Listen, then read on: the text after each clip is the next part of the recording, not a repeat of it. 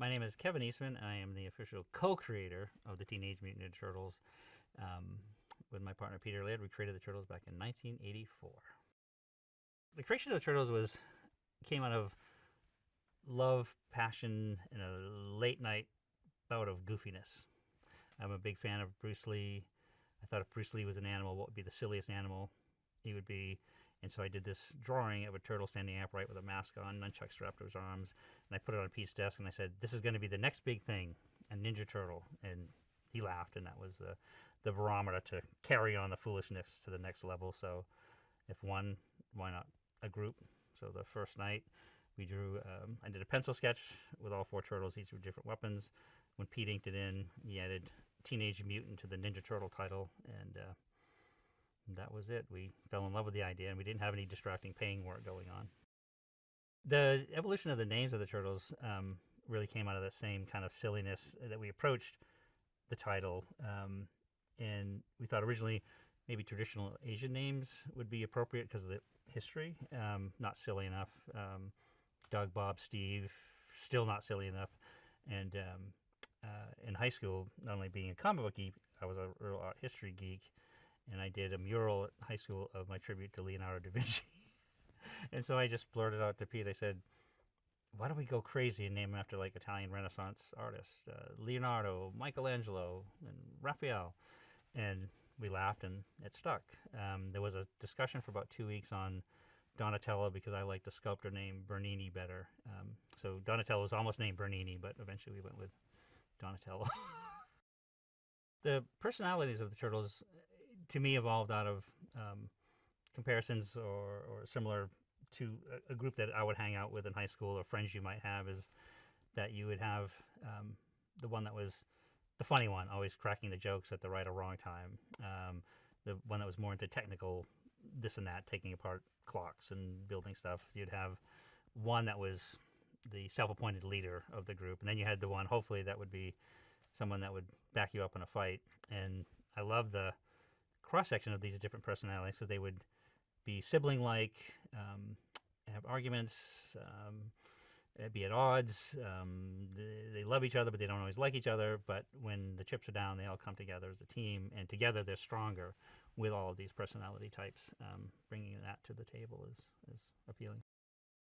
When Nickelodeon first mentioned that Seth Rogen and his crew was interested in doing a turtle project, I was absolutely pumped, thrilled, and not only being a longtime fan of Seth Rogen, I love his style and sense of humor. It's kind of my style, a little snarky, kind of sarcastic at times, and very in your face at other times. And I always felt that the humor elements of the Turtles is just as important as the martial arts stuff. So I was excited to see what he saw and what his crew saw as a vision for the movie. And it's big and loud and proud and awesome, and it's all them. You can see it just from the trailer alone. You can see that these guys nailed it. What I loved about the approach for this movie was similar to Peter and I still figuring out how to draw when we were doing the early issues. So it's very organic. It's very raw. It's almost like an underground comic. It's earthy, and you feel the dirt and the city and the environment is all there. And I feel like that they really captured that wonderfully. It reminds me a lot of the original stuff that Peter and I did. The fun part of the various levels of involvement I've had on lots of different turtle projects is some a lot more intensive, some a lot less, and it's almost at times the less is better because I can enjoy it. And like to do a voice in here after so many fantastic artisans are bringing such a beautiful vision to life that I can just sit back and take it all in and then do my character and try to do a good job and live up to their quality, which is fantastic. So it's fun. I love being part of it because it's just they're my babies. When they first showed me the style, how they wanted to approach the animation, I loved it in that, again, I feel like it went to that sweet spot for me, which is these are teenagers and they're and they live in the city and they have you can feel them. It's like something feels right about it. It doesn't feel forced or manufactured. They're not too overly muscular, or they're not too big or not heroic, or it's just it just captures their essence of four goofy kids. You know, it's like the two goofy kids, Pete and I, that created these things in the first place. It was the style is perfect for this film. When the fans see this movie, I think I feel like from what I've seen, and actually the response that I've gotten from some of the conventions and stuff I've done now, is that it's going to be a lot of fun.